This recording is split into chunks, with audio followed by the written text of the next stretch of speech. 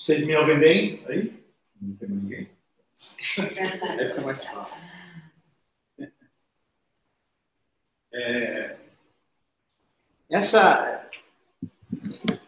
Eu falei sobre esse tema ou na primeira ou na segunda palestra desse ano, cara, em janeiro.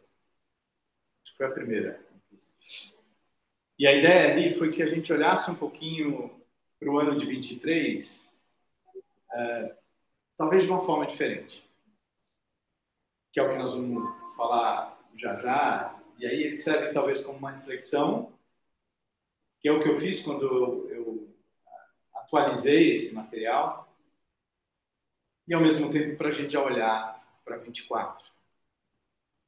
Como é aqui, nós estamos chegando ao final, inclusive, dos nossos trabalhos de sexta, e o Guilherme trouxe aquele bate-papo na semana passada sobre esse período de renovação que a gente passa.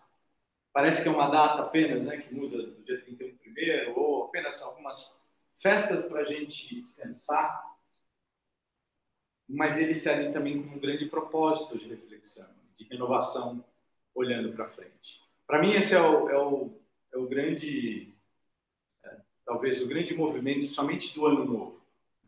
O Natal ele tem uma outra conotação, né, que a gente viu inclusive aqui.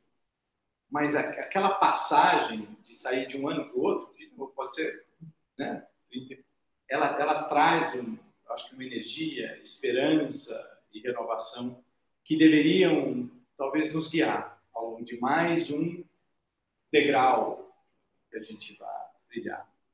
Tenho certeza que, como para mim, esse ano para vocês foi e tem sido bastante desafiador, em todos os sentidos. É um ano em que a gente percebeu que o nosso planeta está um pouco nervoso.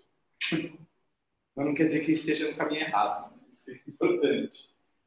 Então, mais do que nunca, o pedido aqui, no final das contas, é que a gente olhe para nós mesmos. E que a gente tente colocar efetivamente Deus dentro da gente. Por isso, o tema e a pergunta, que foi o que eu coloquei no início do ano, é: será que a gente sabe exatamente o que isso significa? A gente efetivamente tem Deus dentro da gente? Na minha visão, e aí, até por um motivo de trabalho, esse negócio me inspirou ali no início do ano, porque eu fiz uma visita ao Vaticano. Não precisa ir ao Vaticano para a gente discutir o que a gente discute aqui. E lá, para mim, ele tem muito essa representatividade dessa adoração externa. E para mim, esse tem um problema. E tem lá uma série de imagens muito interessantes, mas a hora que eu transfiro, na minha visão, pelo menos, uma coisa é você olhar essa adoração externa, e lembre-se, a gente acabou de ouvir a prece de Cáritas, que coloca em algum momento dela esse movimento de Moisés, que justamente foi ali para, né, receber essa energia divina, e a hora que ele vem desse movimento, ele encontra a turma meio atrapalhada, né, com justamente essa adoração externa. O perigo para mim dessa adoração externa é a hora que eu transfiro para fora, ou numa imagem, ou numa pessoa, eu transfiro este Deus que deveria estar dentro de mim. Esse é o maior receio que eu tenho. Porque se eu faço isso com constância, o que acaba acontecendo é que efetivamente ele fica fora. Então, quando eu preciso senti-lo, falar com ele, eu preciso ir em algum lugar, eu preciso olhar para alguma imagem. Puxa, não era isso o combinado. Você pode até ter esse, como a gente tem aqui, cara, um ambiente preparado para receber talvez essa comunhão de energias e pensamento, mas a gente deveria poder fazer isso em qualquer canto que a gente estivesse. Quantas vezes você ouve os espíritos superiores, os mensageiros do mestre dizerem: se você tiver um dia difícil, para num canto, 2 minutinhos, faz uma prece, se acalma. Talvez da forma um pouco mais evoluída, a gente não precisa de nada disso. O problema é que Isso, muitas vezes, ele terceiriza essa construção do Deus dentro da gente. E não é só na Igreja Católica, não é só, vai em tudo quanto é canto. E essa mesma representatividade. O externo determina a conexão. Puxa vida. E o que a gente sempre tentou aqui no Caritas, há algumas décadas, é justamente construir essa conexão individual, dentro de cada um. Porque se todo mundo fizer isso de uma forma bastante intensa, seja lá onde nós estivermos, cara, tudo acontece do mesmo jeito. Eu não estou dizendo com isso que a gente não precise ter os ambientes de novo, como a gente tem aqui, mas isso deveria ser um complemento. Quando a gente fala sobre o evangelho em casa, a prece diária, as meditações, a concentração em você mesmo, é para isso. É para que você eleve o seu pensamento. Para que você se conecte com este Deus que está dentro de você.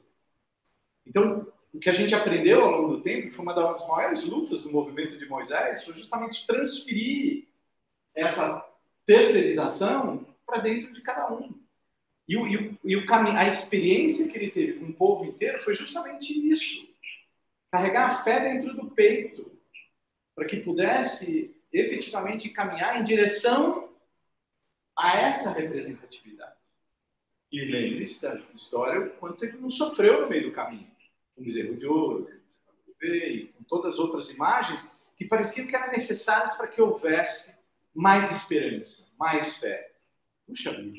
Então, se você precisa entrar e olhar Jesus, talvez no seu momento mais triste, para se conectar com Deus, na cruz, não é um negócio, puxa vida, tem tanta coisa legal para vê-lo. Né? Tudo bem, essa foi a representação que a gente criou. Nós criamos. Né? Também não vamos terceirizar a culpa para ninguém. O que a gente tenta, eu acho que a doutrina tenta desde então, desde meados do século XIX, é justamente falar, olha, não precisa. Mesmo assim, nós teremos ainda congregações, ambientes em que a gente vai poder nos reunir e comungar, né? Vibrar juntos, orar juntos. E o problema é que em muitos desses movimentos, aqui tem o Chico, Allan Kardec, Gandhi, o mesmo processo aconteceu. Eu morro de medo quando a gente personifica alguns indivíduos. Por exemplo, quem já teve a chance de ser, que é o túmulo do Allan Kardec em Paris. Tem pessoas que vão lá e ficam chorando o dia inteiro. Puxa vida. Ou então, muitas vezes, dizendo, olha, se o Chico, eu preciso olhar o Chico, eu preciso falar com o Chico, eu preciso... De novo, aliás, se tem um negócio que o Allan Kardec sempre falou, gente, né, o kardecismo não existe. Eu não quero que vocês pessoas adorem um indivíduo. A mensagem sempre foi, Jesus é a referência. É ele que nos guia. Eu estou aqui como um instrumento para poder ajudar, como este é um instrumento, como este é um instrumento, como este é um instrumento. Então, se eu consigo transferir tudo isso que me traz, é muito legal ver a imagem. Se tem um filme que eu acho que eu assisti um zilhão de vezes, foi A Paixão de Cristo, porque realmente eu acho que aquela experiência de você ver, e o último, acho que o mais recente, né, porque tem vários, e o mais recente também já faz um tempo, acho que ele traz essa força dessa experiência que ficou com essa necessidade de ser a referência, para que a gente um dia possa dizer o que Jesus faria no meu lugar. É isso que ele quer que a gente faça. Quando a gente passa por um momento, seja ele qual for, a referência é ele. Aí você vai dizer, poxa, mas você vai comparar com ele? Não estou me comparando, eu estou usando ele como, de novo, uma referência. Como ele agiria numa ofensa que eu recebo? Numa necessidade de perdão? Num grande tropeço? O que ele faria? Né? Na hora de eu ficar muito bravo com alguém e começar com o meu processo de julgamento. Como o que a gente conhece, a necessidade de conhecer a história dele, não tem nenhum sentido histórico. Simplesmente para conhecer o comportamento do espírito mais evoluído que já habitou esse planeta. que é o grande responsável por tudo isso aqui. Então, eu não sei como é que a gente faz, porque também várias experiências locais trazem muitos bons sentimentos também. Mas o que acontece muito é, eu passo a semana inteira xingando todo mundo, aí na sexta-feira eu venho aqui. Aí eu fico bem. Aí eu sou bonzinho. Então, oi? Isso, é o lava rápido. Durante muito tempo, né, Luiz, isso mudou muito no Caritas nos últimos bons anos.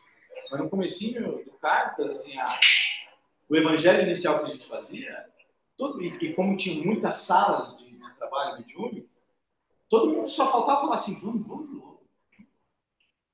Quem quer ficar ouvindo coisa? Espera logo na sala, falar com o Pai Pedro, tomar passe, desobsessão, fazer uma cirurgia mesmo que eu não preciso, parece que é legal. Por quê? Por causa dessa... Agora, aqui, muitas vezes, a gente já falou isso um zilhão delas. Se a gente não se conecta aqui e não faz essa preparação, nada acontece lá. Né? Por isso, senão é o lava-jato mesmo. Eu venho aqui, então nem precisa, né? Já chega correndo, a pessoa fica esperando ali na porta, você entra, toma, passa. Que não é a ideia. Então, o pedido é dizer, puxa, como é que eu mudo, então? Como é que eu construo esse Deus dentro de mim? Porque se ele está dentro de mim, a gente fala isso, né? Tem um monte de adesivo aí, em carro. Deus está dentro de você. O que eu não gosto muito é quando fala que ele é fiel. Ele é. Não sou eu.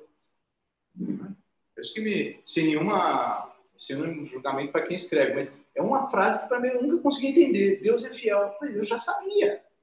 Mas não é ele que está aqui para evoluir. É como diz o meu zelador, somos a gente que tem que...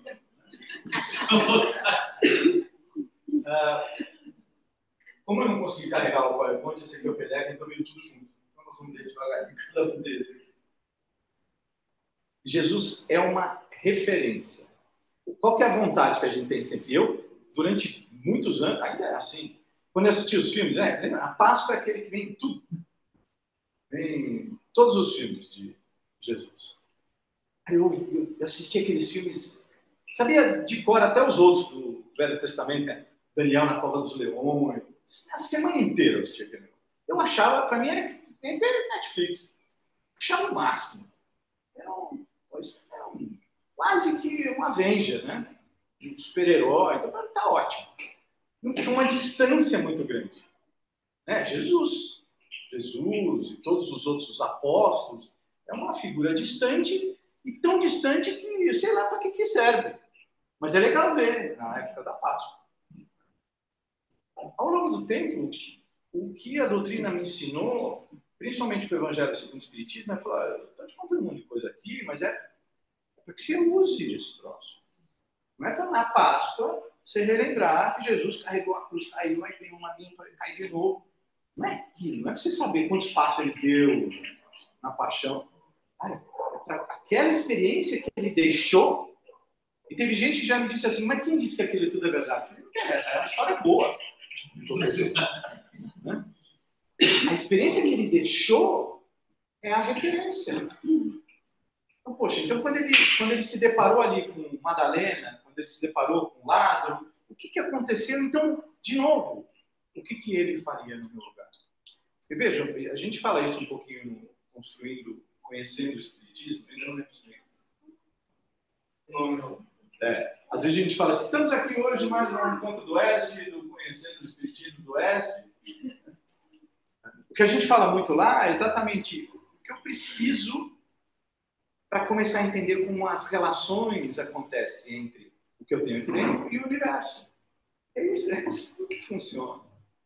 Então, essa alegoria toda que vem através dessa experiência maravilhosa dele é para nos ajudar a caminhar. Não é simplesmente para eu rezar e pedir para ele me ajudar, ou simplesmente conhecer o que ele falou porque é muito legal, ou sabe o quê? Não, é para me transformar. Ele já passou pelo que a gente passou, pelo incrível que pareça.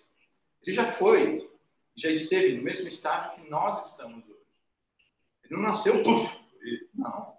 Ele se desenvolveu ao longo Então, isso faz com que a gente conclua que um dia nós vamos estar no mesmo patamar dele.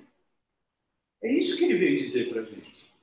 Quando ele diz, ninguém chega ao Pai se não for através de mim, não é porque ele tem o passe.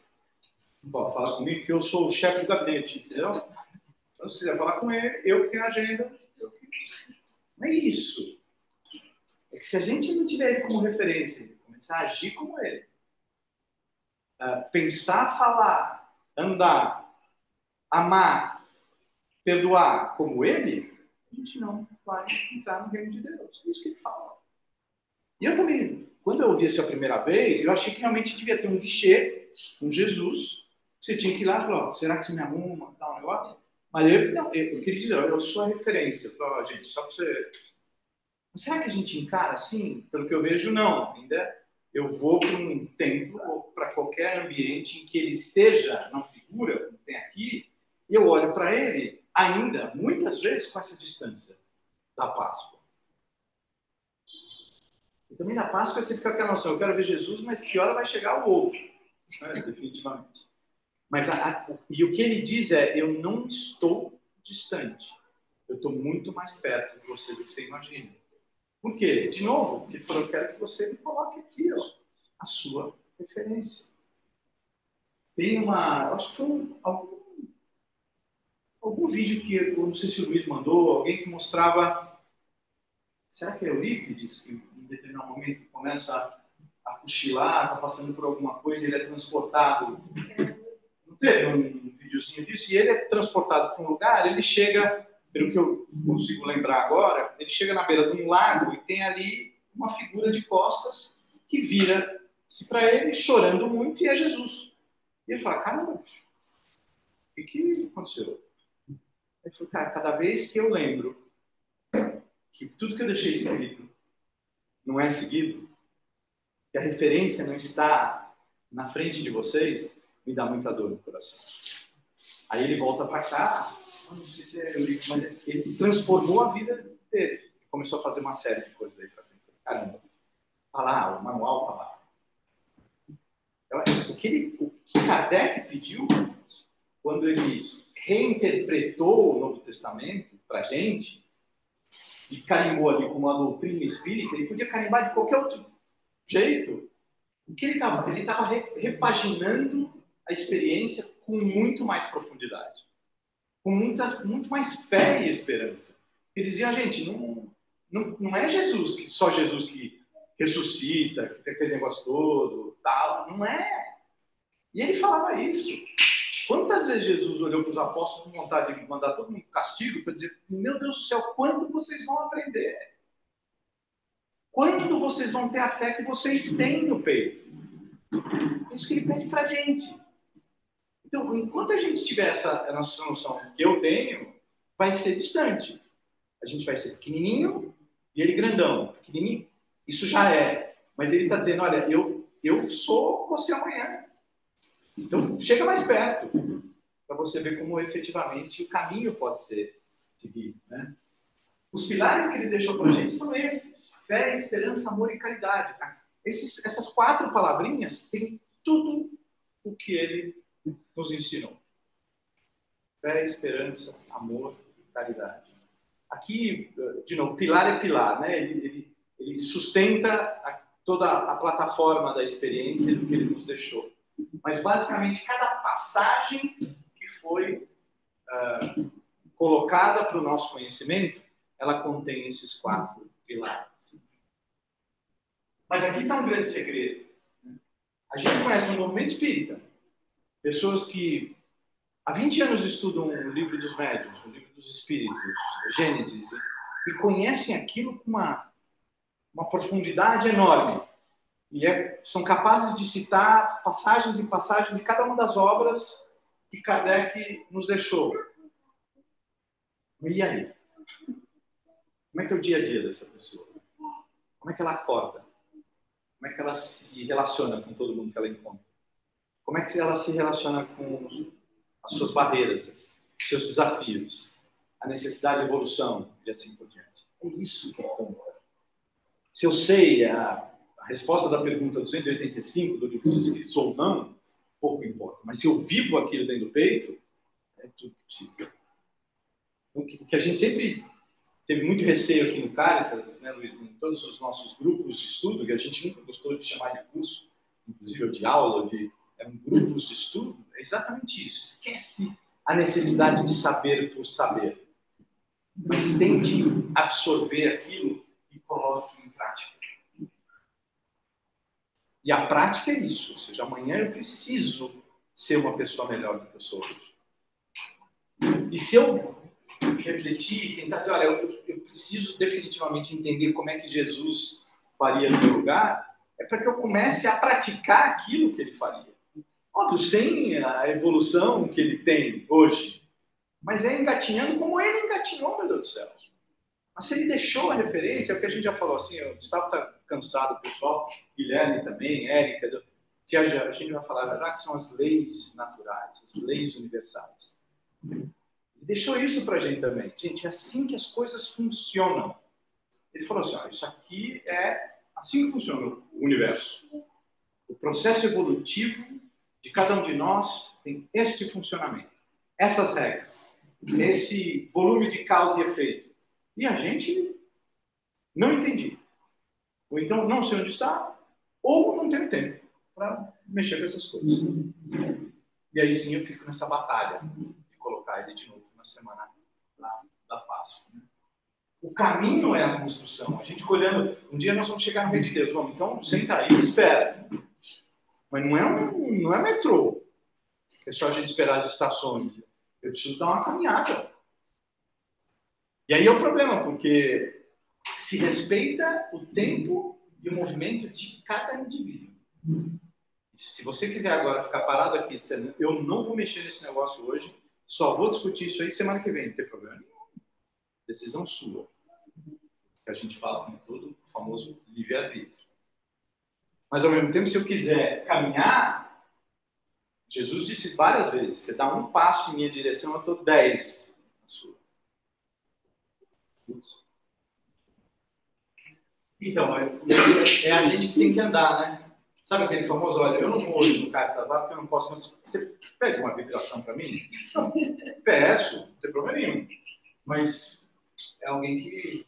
Eu já fiz várias vezes isso em casa. Às vezes eu sento lá, minha mulher e meu filho estão, sei lá, fazendo o quê? E eu falo, vou fazer o evangelho por eles dois. Rapaz, acho que não vai dar, hein? Nem com procuração daquela bem fortona, assim. Não vai. Tem aquela, né? Eu tenho um amigo que tá mal, vocês podem rezar para ele por mim? E a gente sabe que... O amigo é seu, reze você, né? A gente sabe que muitas vezes a gente usa aqui, vocês já viram, ou seja, a gente usa a energia de um indivíduo próximo para nos ajudar no processo, né? De chegar até o outro, de poder levar uma vibração. Isso é feito. De novo, isso aí é o poder da energia que é utilizada para o trabalho mediúnico. Isso é muito... Agora, aquilo ajuda em alguns momentos para remediar alguma coisa, uma emergência. Mas se não andar, é o lava-jato que o lava-rápido que o Luiz falou. Eu venho todo dia aqui, dou uma lavadinha, mas saio, continuo fazendo as cacas todas, não caminha. Né? Não adianta eu vir aqui uma semana, que eu preciso andar para frente. De novo, as nossas escolhas, a gente já falou isso aqui, os nossos pensamentos, eles definem quem nós somos. E é um problema isso. Porque quando a gente volta para o mundo espiritual, não tem a fachada. E aí o que fica é isso aqui, a essência. É quem nós construímos até lá. Por isso que a gente diz, olha, é tudo desvendado, na verdade não é que é tudo desvendado, isso é mostrado. E muitas vezes o amor divino é tão grande que ele muitas vezes segura, inclusive, essa demonstração. Que é para você não ter um choque muito grande. Tem vários relatos de pessoas que demoram para saber efetivamente o que elas têm no seu âmago para se acostumar um pouco com a nova situação. Mas são sempre medidas remediadoras, de emergência, para ajudar no processo. Agora, se eu não faço alguma coisa, e obviamente o destino é um solo. Mas ele deveria servir como um grande motivador e não uma grande acomodação, né? Que é o que geralmente acontece. Então fica parecendo que é... Não tem aquela historinha do cara que estava muito jovem na beira do rio pescando e disse, puxa, mas por que eu tenho que trabalhar, passar por tudo isso para um dia voltar para cá e pescar? Porque é isso que eu vou fazer. Já fico aqui. Mas o que vale é essa experiência, é o caminhar, é o tentar, é o, né, aquela velha história. Você errou tua vida inteira. Não tem nenhum problema com isso. Você construiu muito nisso tudo. O duro é quando efetivamente resolve entregar para Deus, como a gente fala. Né? Então, como é que a gente deveria aproveitar um pouco mais essa... A gente aqui, na doutrina, e principalmente no Cartas, a gente pede duas coisas. O autoconhecimento e o conhecimento das leis de Deus, as leis divinas.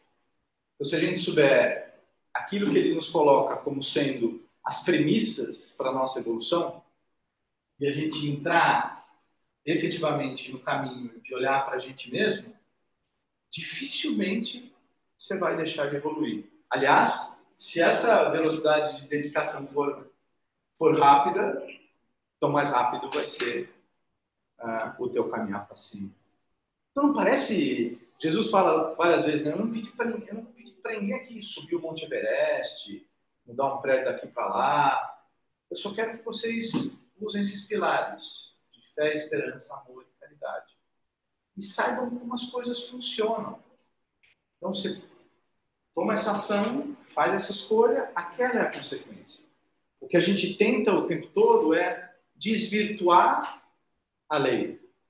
A gente discutiu isso no nosso curso, que é eu tomo uma atitude e quero um resultado diferente. E ele já me avisou qual é o resultado antes. Então, quando eu escolho, eu falo assim, eu vou ofender o Luiz. Pois é, já estabeleci uma relação. Eu vou esperar o quê, Luiz? Então, essa relação, se eu souber que eu tenho que primeiro... Sabe aquela frasezinha de a gente veio aqui para amar, né? A gente veio para aprender a amar, não para ser amados? É exatamente isso. Então, de uma certa forma, se eu entender que eu preciso dar um primeiro passo, se eu perdoo, eu vou ser perdoado. Se eu abraço, eu vou ser abraçado. É isso que ele pede nesta relação. Mas como a gente também é super confuso, e a gente não conhece os nossos sentimentos, o que a gente quer, a gente já ouviu aqui várias vezes, né? Olha, quando eu imagina nessa época do ano que a gente começa a fazer as resoluções lá, o ano que vem eu vou intensificar as minhas idas à loteria. Aquelas coisas que a gente estudou, né? Vou emagrecer tudo que eu emagrecia. Vou casar 5 vezes, porque não basta só... Eu estou mandando um monte de pedido. Né? Eu estou mandando energia e pensamento para o universo. Então seria muito legal se a gente parasse 2 minutinhos, olhasse no espírito e assim, o que realmente eu quero? O que realmente me faz feliz? Quem eu sou? E aí eu vi uma entrevista outro dia com o criador do Facebook, aquele rapaz.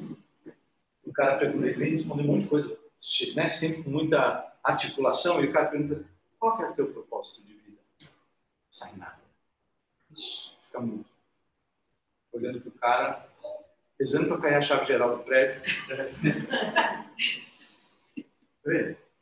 Eu não estou nada contra ele, não. Talvez ele esteja buscando isso agora, depois dessa entrevista. Mas não parece uma pergunta super simples?